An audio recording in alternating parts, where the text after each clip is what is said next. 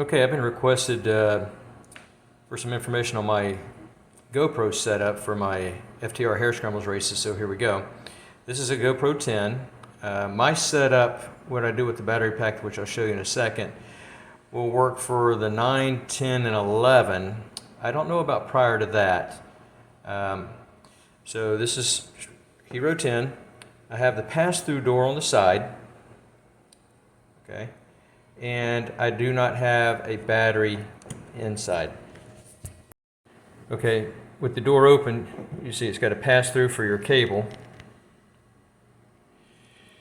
And I run it without the battery. Any of you with the 9, 10, or 11, you know that they overheat. So by taking the battery out and using the pass-through door, you can use a third-party battery pack to power the GoPro.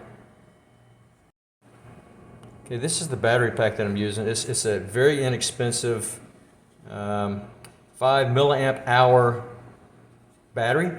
I think I got 2 of these for 20 bucks on Amazon.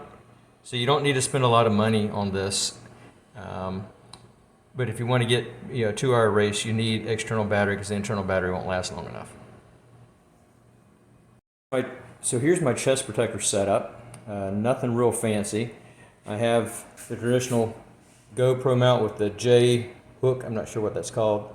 I have it with the VHB, the very high bond tape, as well as I have a zip tie on it to hold it in place.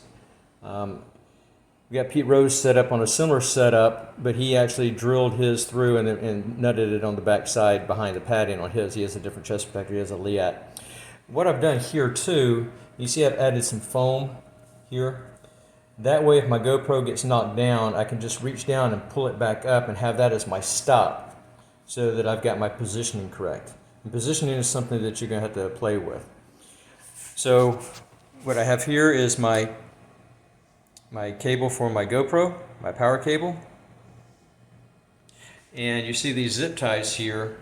This is for my battery pack. So I'll slide that in so you can see what it looks like. So here's the battery pack slid into place. You could have used double back tape and mounted it permanently, or you could use Velcro. I just use the zip ties, and I've got them pretty snug so I can slide it in and out, but it won't fall out. So I plug in the power here. See if I can do this with one hand. Nope, I can't. So here it is with the power hooked up. You see I run the cable behind my chest protector and then back out the top. And now I'll mount the GoPro so you can see how that looks. Okay, here it's all connected.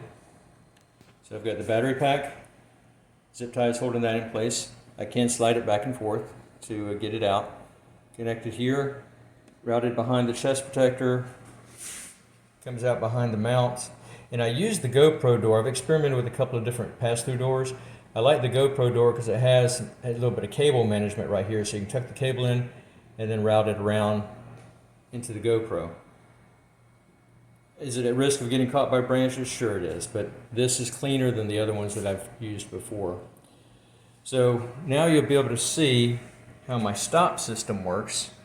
So if the camera gets knocked down, I have it a little bit loose right now, I can just reach down as I'm riding and push it back to the stop, and it's in the correct position. And correct position, again, depends on your riding style. For example, Pete, on the quad, tends to sit down more than he does when he's on the bike, so the camera's angled back a little bit further. Correction, it's mounted more vertical because he's sitting more upright. But when you're standing, you have to have the camera mounted aft a little bit, angled back to take into account. So whatever position works for you is a compromise. So let me see if I can hold this up a little bit. It's leaning back past vertical when the chest protector is on. That way when I'm standing and lean forward, the angle is correct. So what you have to do is play around with your angle, do some test video until you get it dialed in. And the reason I have this foam instead of hard rubber or anything else is, you've got the screen on the back of the GoPro is 9, I don't know how far back it goes, but let's just talk about 9, 10, and 11 here. It's just to help protect the back screen a little bit, so you see it has a little bit of give to it. And then, of course, I would have this tighter than I do now. But so that's my GoPro setup. Again, you do not need a fancy battery pack. You just need to make sure it outputs 2 volts, I believe it is. Some of them will output a little bit less than that. I think this one does 2.1. And again, this is only a 5,000 milliamp hour battery. They've got 10,000 and bigger, but this one's very small. You see it's about credit card size, about the size of a credit card, very thin. And I can get a 2-hour race out of this setup. And again, to keep it from overheating, you have to remove the internal battery out of the GoPro. Now, depending on what model or what update that you may have on the software on your GoPro, you may run into problems. It may say insufficient battery, even though the battery pack puts out the appropriate voltage. You can back up the software to an older version, and it will accept that. Or what I've done is when it turns off, because when you turn the GoPro on, it will shut off saying insufficient battery power, and it will shut off. And I immediately turn it back on and hit record, and it seems to work. So that's my workaround to having the latest update on the software, working around the external battery. If you have any questions, reach out to me. I'd be happy to help. I found this works for me since AMA has prohibited us from putting them on our helmets anymore. If I had this set up on my helmet, I've already got a good mount for a chin mount.